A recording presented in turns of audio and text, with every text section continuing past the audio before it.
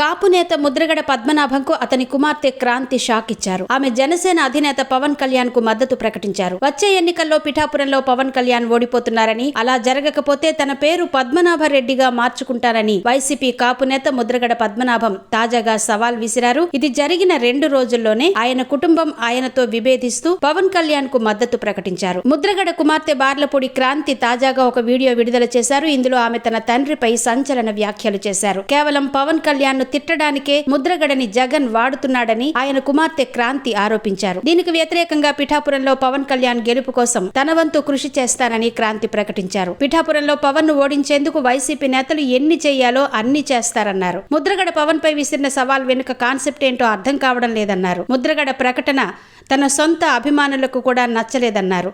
వంగా గీతను గెలిపించడానికి ముద్రగడ పద్మనాభం కష్టపడొచ్చని, కానీ పవన్ను ఆయన అభిమానుల్ని కించపరిచేలా కామెంట్స్ ఉండకూడదని క్రాంతి అన్నారు. ఈ ఎన్నికల తర్వాత ముద్రగడను ఎటూ కాకుండా వైసీపీ వదిలేయడం పక్కా అని క్రాంతి జోస్యం చెప్పారు. కాబట్టి ఈ విషయంలో తన తండ్రి ముద్రగడను పూర్తిగా వ్యతిరేకిస్తున్నట్టు తెలిపారు.